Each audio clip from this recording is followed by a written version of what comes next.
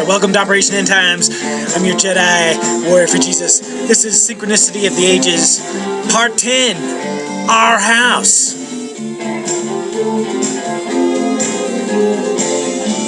Our house. In the middle of our streets. Our house. In the middle of our... I remember when I came and everything was room and we would have such a very good time, such a fine time, such a happy time. And I remember how it was simply was the day away, then we'd say nothing would come between us. Alright, that's Our House by a band called Madness. I think that was done back in the 80s. You know, my friends, we're living in the most amazing times, and as the spiritual waters pour forth, there's going to be a lot of chaos and madness if you're not prepared, you know. Most of us have been just living a carnal existence. And, you know, two things happen. When people are confronted with the spiritual realities, they either just close their eyes and say none of it's real, or they start walking down the path and they kind of veer off, hit a stumbling stone, but kind of go into a dark shadow of spirituality. Anyway, we're going to try and wrap up this Synchronicity of the Ages series. I'm going to read you some things. Let's start with John 15 verse 1. This is Jesus Christ talking. John 15 verse 1. He says, I am the true vine, and my Father is the husbandman.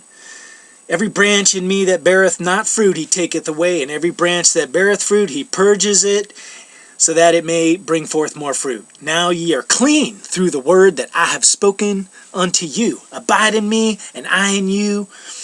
As the branch cannot bear fruit of itself, except it abide in the vine, no more can ye, except ye abide in me. So, you know, he's basically just saying, I am the way. You know, you're either with me or you're not with me, and you can only bear fruit with me. But John 15 verse 1, from there, we're going to go to Genesis, the story of Noah. And right when Noah comes off of the ark,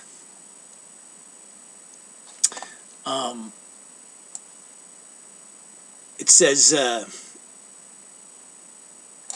this is Genesis 9.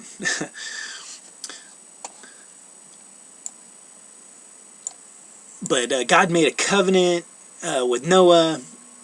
But basically, one of the first things Noah did, Genesis 9:20. It says, and Noah began to be a husbandman, and he planted a vineyard.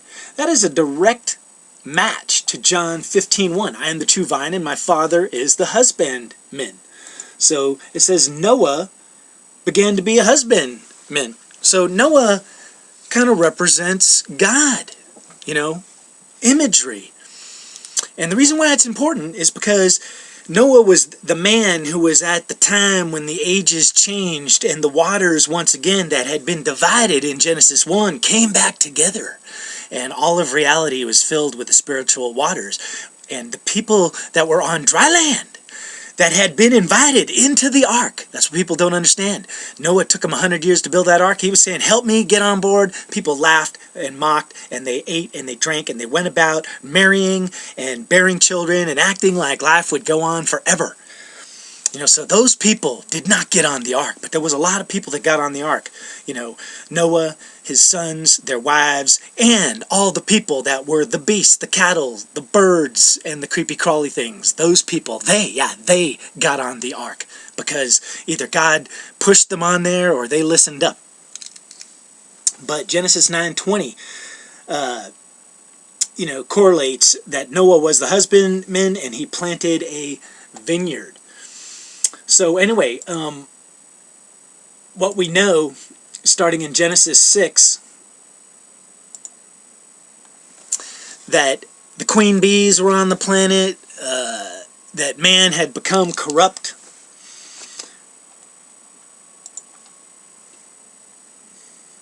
Got this blue letter Bible for some reason but it says, God saw, this is Genesis 6:5, God saw the wickedness of man was great in the earth, the dry land, the earth, and that every imagination of the thoughts of his heart was only evil continually. So then God in Genesis 6:7, Lord said, I will destroy man who I've created, and beast and creepy thing and fowls of the air. And that's kind of interesting, because if it was man that was evil, why would he be killing all the wildlife? Because they didn't do anything. Because he's not talking about wildlife. He's talking about people, spiritual levels of people. So anyway, it just goes to show that, in Genesis 6, that he makes the covenant with the sons and thy wife and thy sons' wives, and every living thing of all flesh, 2 of every sort shall you bring into the ark to keep them alive with thee. They shall be male and female, so men and women, of fowls of their kind, cattle of their kind, every creepy thing, and 2 of every sort to keep them alive. And then it says, bring all your food onto the boat. And guess what? The food would have been some animals, and wheat and barley and whatever to feed all the people. That's Genesis 6. And then Genesis 7, the Lord said unto Noah, come thou and all thy house. And that, my friends, is the key word, because all of Noah's house, all the people that were of the same spiritual foundation marched into that ark, and it was way more than 8 people, my friends. It was mess loads of people. But, as we approach the ending of the ages, it's all about the completion of the house. Now, those that are walking on the light side, like myself, it's about the house of the rising sun. Jesus Christ sitting on the throne of your heart. But the dark side, they're building their house too. They're building their kingdom. The Illuminati, the 13 bloodlines, the 13 houses, the blue bloods. But Noah's house, it was of every clean beast, take to thee by 7s, male and female, and beasts that are not clean, 2 by 2, male and female. So once again, all these other people marched onto the boat. What's interesting is, there was birds and creepy things and all that kind of stuff, but it says all the living substance that was on the face of the ground, the dry earth. Those were the people that did not get into the ark, the protective shield provided by God. But we're going to Genesis 8:1. This is what's kind of interesting. It says, God remembered Noah and every living thing and all the cattle that was with him in the ark. Now, it doesn't say the creepy things and the beasts. He's remembering the cattle. And my friend, the cattle is a grouping of people, because like when Jonah was sent to destroy the city of Nineveh, at the end when God was arguing with Nineveh, he was talking about the people in the city and the cattle. So God's always got this special relationship with cattle, and I'm gonna leave it for the Noah series, or maybe just a video in and of itself. We're gonna talk about the cattle and the oxen, because there's all this stuff about ox in Deuteronomy and Genesis and Leviticus and whatnot, but it kind of plays into water, man. Hydrogen and oxygen. The oxen, and male and female, and it's a triad. Because it's be married to the spiritual, to be married to God before you worry about being married to a man or a woman. So that's the wholeness water represents. Spiritual purity. H2O. So the fountains of the deep and the windows of heaven were opened up and flooded the earth. The windows of heaven, under the windows of heaven means those that are oppressed, But, they got into the ark with Noah. Us and them, So here's a story of they, and we're going to Genesis 11.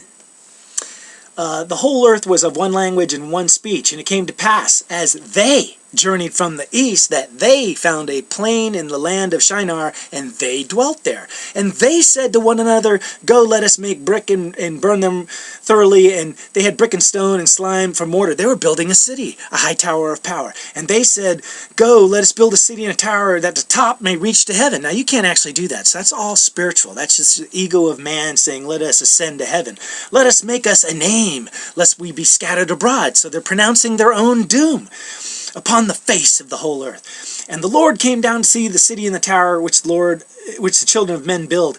And the Lord said, behold, the people is one, of one mind, the beehive. They all have one language, and this is what they begin to do. Now nothing will be restrained from them, which they have imagined to do. Which God knows there's not going to be anything good coming out of man at this point, when they've all entered the beehive mode. So, constantly mankind and earth gets into this mode where God's looking at the planet and he's just seeing nothing but darkness, the beehive. And you know what, unfortunately, my friends, that's where it's at right now. Now, there's still a lot of light. Like, I'm not part of the beehive, but God, as far as looking at the totality of earth, I think we're at another one of those windows where the waters are going to come forth, because what happens is those that aren't prepared, those that aren't walking in the light, those that aren't chosen, one way or another, you need to get on board the ark, because when the waters come, if you're just walking around to and fro on the dry land, it's not going to be good. You're not going to survive. But, that's just the story of they. Now, here's another interesting thing. Jesus in Matthew 11, cities, okay, one thing, Abraham, it says back in Genesis, Abraham came out of Ur, and it says the reason he came out of Ur is he was looking for a city that was built by God, who God built the foundation. And that's where we're at, my friends, is the days of man building cities is going to be over. And that's what this leveling in the waters is all about. Every time you get to one of these transitory periods, waters become turbulent for some.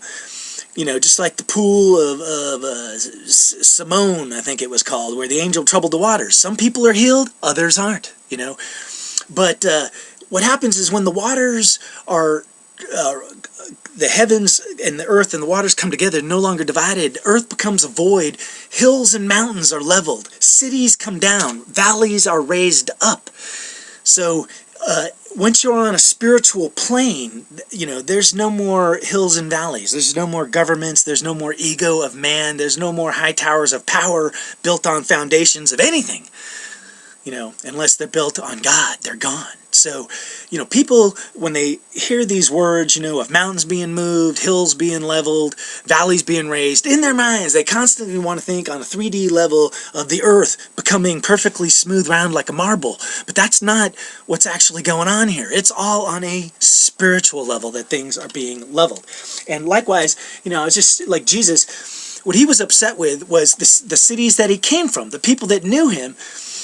He said, hey, you were criticizing John because he didn't eat or drink and was living out in the wilderness. Then I came eating and drinking, and you called me a glutton and a winebibber. That's a drinker, Matthew 11:19.